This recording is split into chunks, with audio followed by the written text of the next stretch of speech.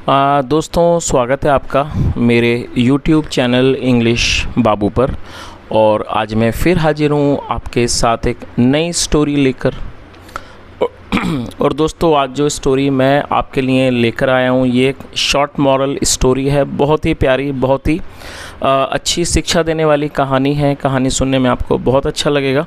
उसके अलावा दोस्तों, आज की इस स्टोरी में आपको कुछ नए इंग्लिश के वर्ड मीनिंग सीखने को मिलेंगे, उनकी करेक्ट प्रोनाउंसिएशन के बारे में पता चलेगा और हमेशा की तरह जो इसका ग्रामर का पार्ट है उसे डिटेल में कवर करेंगे, तो एक एक स्ट्रक्चर को आप बड़ी आसानी से सीख पाएंगे। तो चलिए दोस्तों, आज की इस कहानी को हम शुरू करते हैं और सबसे पहले कहानी का टाइटल देखते हैं। कहानी का टाइटल है गॉड्स ब्लेसिंग्स। क्या मतलब हुआ दोस्तों? गॉड का मतलब होता है ईश्वर, और यहाँ पर एपिस्ट्रोफी एस है जिसका मतलब होता है का, की, के। जब हम किसी भी नाम या व्यक्ति के साथ कुछ जोड़ते हैं तो एपिस्ट्रोफी एस का यूज़ किया जाता है। और ब्लेसिंग्स का मतलब होता है आशीर्वाद। गॉड्स ब्लेसिंग्स क्या मतलब हुआ कि ईश्वर का, या कह सकते हैं भगवान का आशीर्वाद। तो दोस्तों, ये आज की इस कहानी का टाइटल है, शीर्षक है। और अब मैं इसे पढ़ना शुरू करता हूँ। आप लोगों से रिक्वेस्ट है, आप कहानी को बिल्कुल ध्यान से सुने। और यदि आज की स्टोरी में आपको कोई भी नया वर्ड या फिर ग्रामर का नया स्ट्रक्चर देखने को मिले तो आप उसको नोट करें। और यदि आपको आज की कहानी पसंद आए तो लाइक भी ज़रूर करें। तो चलिए इसको शुरू करते हैं। When Lord Rama reached the ocean to go to Lanka, he needed a bridge to cross it। क्या मतलब हुआ दोस्तों? ये जो वाक्य है ये पास्ट इंडेफिनिट का अफर्मेटिव वाक्य है।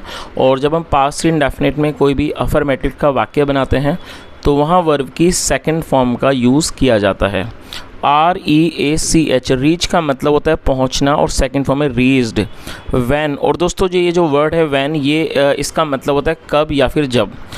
वैन का प्रयोग इंट्रोगेटिव वर्ड के रूप में भी प्रयोग किया जाएगा, और उसके अलावा ये पॉजिटिव मतलब कि अफर्मेटिव वाक्यों में भी इसका प्रयोग किया जाता है। तो अफर्मेटिव में इसका मतलब होगा जब। तो क्या अर्थ हुआ? वैन लॉर्ड रामा, मतलब कि जब भगवान Ram reached the ocean, ocean मतलब समुद्र, जब भगवान राम समुद्र पर पहुँचे। टू गो, जाने के लिए, टू लंका, लंका जाने के लिए। He needed a bridge to cross it. और दोस्तों ये भी पास्ट इंडेफिनिट का वाक्य है जहाँ पर सेकंड फॉर्म लगाई जाती है। नीड का मतलब ज़रूरत होना, second form needed. He needed, उन्हें ज़रूरत थी, आ ब्रिज, एक पुल की, टू क्रॉस इट, उसे पार करने के लिए। और ये जो इट है वो किसके बारे में बात हो रही है? समुद्र के बारे में। तो पूरी लाइन का क्या अर्थ निकला? जब भगवान राम समुद्र पर पहुँचे, to go to Lanka, Lanka जाने के लिए। He needed a bridge to cross it, उन्हें उसे पार करने के लिए एक पुल की ज़रूरत थी। आगे देखिए। The monkeys were helping him in constructing the bridge. क्या मतलब हुआ दोस्तों? ये जो वाक्य है ये पास्ट कॉन्टिन्यूअस का वाक्य है। पास्ट कॉन्टिन्यूअस का अर्थ होता है जब हम पास्ट में कोई ऐसा वाक्य बनाते हैं जहाँ पर वाक्यों की टेल पर रहा था, रही थी, रहते जैसे शब्द आएंगे। इस तरह के वाक्यों में वॉज या फिर वर का इस्तेमाल हेल्पिंग वर्ब के रूप में किया जाता है। आई, ही, शी, इट, और सिंगुलर में वॉज का यूज़ किया जाएगा। वी, यू, दे, और प्लूरल नाउन में वर का यूज़ किया जाएगा। उसके अलावा वर्ब की फोर्थ फॉर्म का इस्तेमाल किया जाता है। वर्ब की फोर्थ फॉर्म हम कैसे बनाते हैं? जैसे HELP, हेल्प मतलब मदद करना, ये फर्स्ट फॉर्म है। और जब आप फर्स्ट फॉर्म के साथ ING को ऐड करेंगे तो वो वर्ब की फोर्थ फॉर्म बन जाएगी। तो क्या अर्थ हुआ? The monkeys were helping him, बंदर उनकी, हिम मतलब उनकी मदद कर रहे थे। इन कंस्ट्रक्टिंग द ब्रिज, कंस्ट्रक्ट मतलब बनाना, पुल को बनाने में। तो पूरी लाइन का क्या अर्थ निकला? The monkeys were helping him in constructing the bridge, बंदर पुल को बनाने में उनकी मदद कर रहे थे। They were carrying heavy stones on their backs. क्या मतलब हुआ? और दोस्तों ये जो वाक्य है ये भी पास्ट कॉन्टिन्यूस का वाक्य है जहाँ पर वॉज वर्ब का इस्तेमाल किया जाता है, साथ में फोर्थ फॉर्म लगाई जाती है। CARRY कैरी का मतलब होता है कुछ ले जाना, कुछ सामान को ढोना, ढोने को कैरी कहा जाता है, आप इसे चाहें तो नोट कर लें। और THEY दे का मतलब होता है दोस्तों वे या फिर वे लोग। जब सब्जेक्ट में एक से अधिक लोग होते हैं तब वहाँ पर दे का यूज़ किया जाता है, जो कि एक प्लूरल नाउन है। तो क्या अर्थ हुआ? They were carrying heavy stones, heavy मतलब भारी, स्टोन मतलब पत्थर, ऑन देयर बैक्स, और देयर मतलब होता है अपने, उनके, वे अपनी पीठों पर भारी पत्थरों को ढो रहे थे। चलिए आगे देखिए। A few monkeys were carrying large stones while some others were able to carry only small ones। क्या अर्थ हुआ? A few monkeys, a few मतलब होता है कुछ या थोड़े, मतलब कुछ बंदर, वर कैरिंग ढो रहे थे, लार्ज स्टोन्स बड़े पत्थर ढो रहे थे, वाइल दोस्तों वाइल का मतलब होता है जबकि या फिर दौरान, तो यहाँ पर इसका मतलब है जबकि, जबकि कुछ दूसरे, were able to carry only small ones मतलब जबकि जो कुछ दूसरे थे वो छोटे ही मतलब छोटे पत्थर ही ढोने में समर्थ थे, या छोटे पत्थर ही ढो पा रहे थे। एबल टू का मतलब होता है पास्ट में किसी काम को कर पाना। तो पूरी लाइन का क्या अर्थ निकला? A few monkeys were carrying large stones while some others were able to carry only small ones, मतलब कि कुछ बंदर बड़े पत्थरों को ढो रहे थे जबकि अन्य छोटों को ही ढो पा रहे थे या ढो पा रहे थे। आगे देखिए। Lord Rama was supervising the work being done by the monkeys. और दोस्तों ये जो वाक्य है ये भी पास्ट कॉन्टिन्यूस का वाक्य है, और जैसा मैंने आपको बताया जब सब्जेक्ट सिंगुलर नाउन होगा ऐसे स्थानों पर वॉज का यूज़ किया जाएगा। और सुपरवाइज का मतलब होता है किसी चीज़ की निगरानी करना, देखना, किसी चीज़ को पर्यवेक्षण करना। तो क्या अर्थ हुआ? Lord Rama was supervising the work being done by the monkeys. भगवान राम बंदरों के द्वारा किए गए काम का निरीक्षण कर रहे थे, या कह सकते हैं देख रहे थे। चलिए आगे देखिए।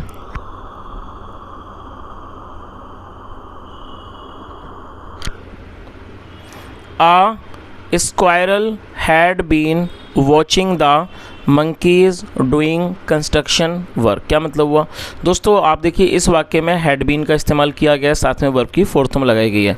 तो ये जो वाक्य है ये पास्ट परफेक्ट कॉन्टीन्यूअस का सेंटेंस है। आप चाहें तो इसका जो स्ट्रक्चर है आप उसे नोट कर सकते हैं।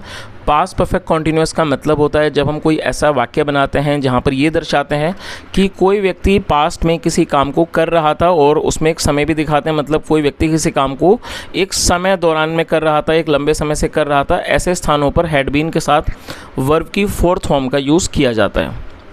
तो जब हम कोई भी ऐसा वाक्य बनाएंगे जहाँ ये दर्शाएंगे कि पास्ट में कोई व्यक्ति किसी काम को करता रहा था, तो ऐसे स्थानों पर हैड बीन का यूज़ किया जाएगा, साथ में फोर्थ फॉर्म लगाई जाएगी। तो क्या अर्थ हुआ?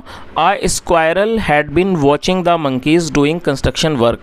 एक गिलहरी had been watching the monkeys बंदरों को देख रही थी। डूइंग कंस्ट्रक्शन वर्क काम मतलब डूइंग कंस्ट्रक्शन, ये जो कंस्ट्रक्शन वर्क था मतलब ये जो कंस्ट्रक्शन था, इस काम को करते हुए एक गिलहरी बंदरों को देख रही थी।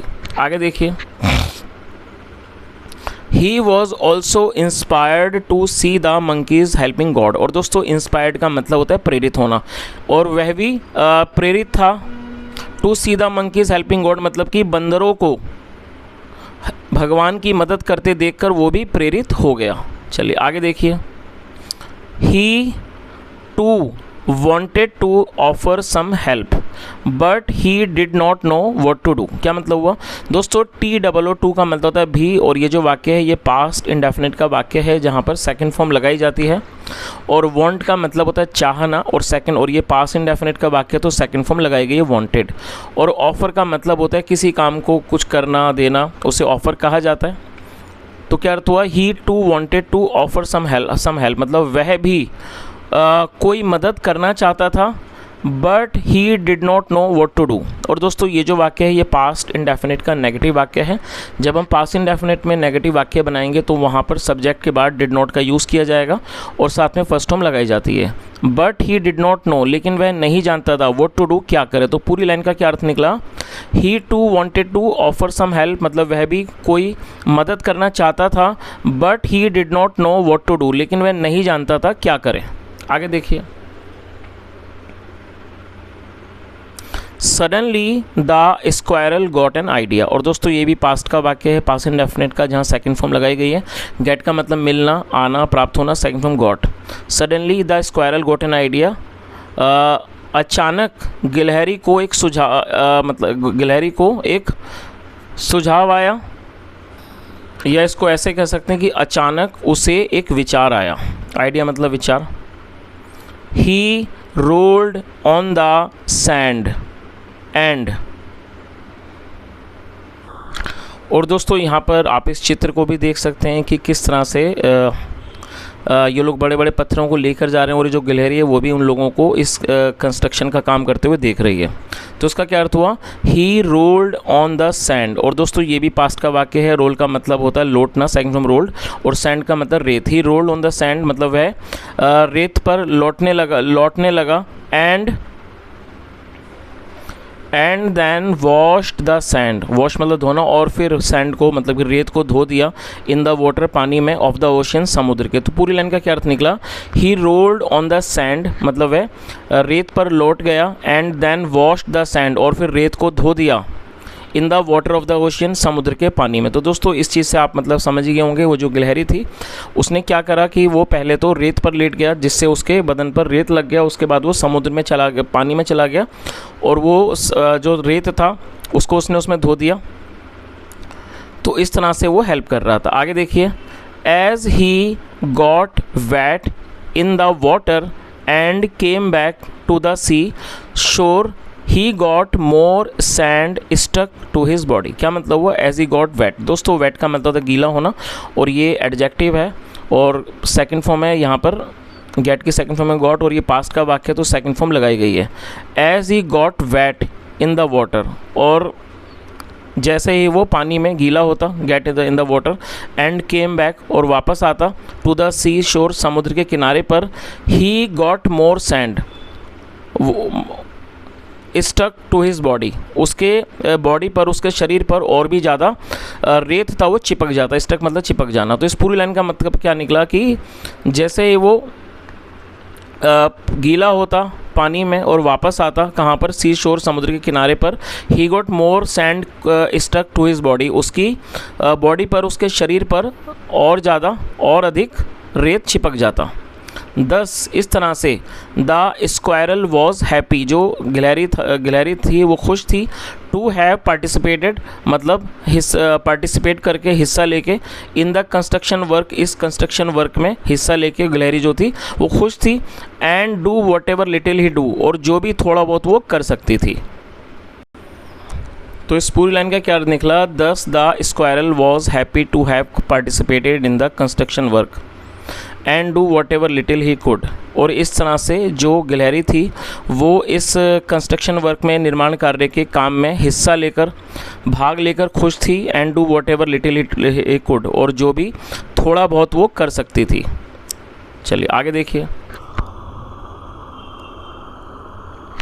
Lord Rama saw the innocent act of the squirrel and watched for some time. और दोस्तों ये जो वाक्य है ये भी पास्ट इंडेफिनिट का वाक्य है। जब हम पास्ट में कोई वाक्य बनाएंगे तो सेकंड फॉर्म का यूज़ किया जाता है। SEEC मतलब देखना, और सेकंड फॉर्म है saw. Lord Rama saw the innocent act of the squirrel. और दोस्तों एक्ट का मतलब कृत्य, इनोसेंट मतलब मासूम। भगवान राम ने इस मासूम कृत्य को, गिलहरी के इस मासूम कृत्य को देखा, and watched for some time, और कुछ समय तक देखा। वॉच का मतलब होता है किसी चीज़ को ध्यान से देखना। तो पूरी लाइन का क्या अर्थ निकला कि भगवान राम ने गिलहरी के इस इनोसेंट एक्ट मतलब मासूम कृत्य को देखा और कुछ टाइम तक इसको देखा। He knew the squirrel was trying to help him with whatever capability he had, क्या मतलब हुआ, ही न्यू। दोस्तों ये जो वाक्य है ये भी पास्ट का वाक्य है जहाँ सेकंड फॉर्म लगाई जाती है, KNOW, नो मतलब जानना, पता होना, और सेकंड फॉर्म में न्यू। ही न्यू, वह जानते थे, the squirrel was trying to help him, की गिलहरी उनकी मदद करने की कोशिश कर रही है, with what ever capability he had, जो भी उसके पास क्षमताएं हैं उसके साथ वो उनकी मदद करने की कोशिश कर रही है, ये बात वो जानते थे। चलिए आगे देखिए। Lord Rama was emotionally struck, क्या मतलब हुआ, और दोस्तों ये भी हमारा पास्ट का वाक्य है, और स्ट्रक का मतलब होता है कोई भी भावनात्मक रूप से किसी चीज़ से प्रभावित होना, और दोस्तों इमोशनली स्ट्रक का मतलब होता है भावनात्मक रूप से गहराई से प्रभावित होना या अभिभूत होना। तो क्या अर्थ हुआ, Lord Rama was emotionally struck, भगवान राम भावनात्मक रूप से अभिभूत हो गए या कह सकते हैं प्रभावित हो गए।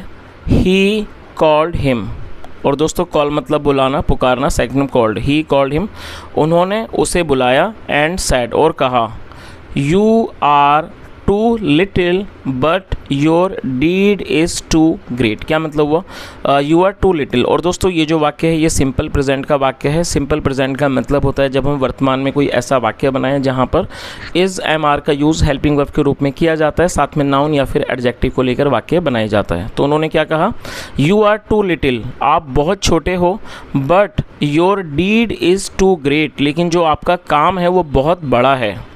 I am extremely pleased with you, और दोस्तों pleased एडजेक्टिव है जिसका मतलब होता है खुश होना, और extremely एडवर्ब है जिसका मतलब होता है अत्यंत।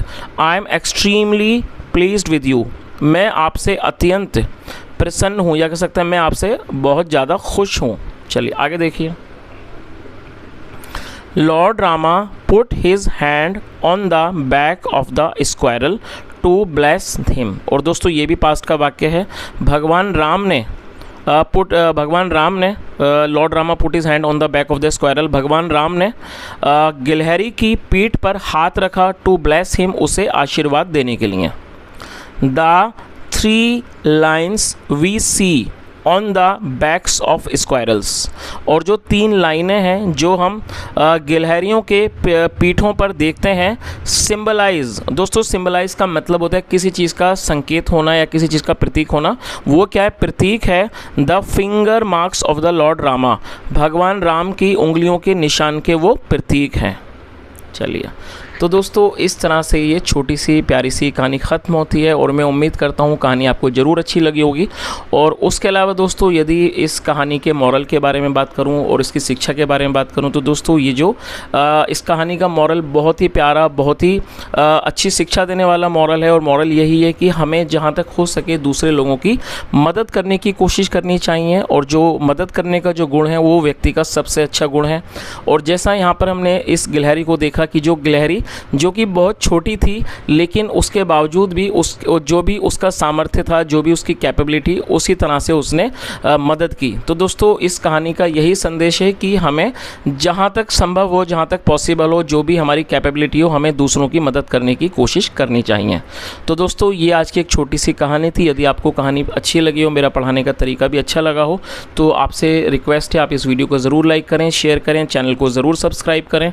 और आज की कहानी आपको कैसे लगी, और यदि आपने आज की कहानी में कोई भी नया वर्ड सीखा हो तो आप कमेंट में ज़रूर बताएं।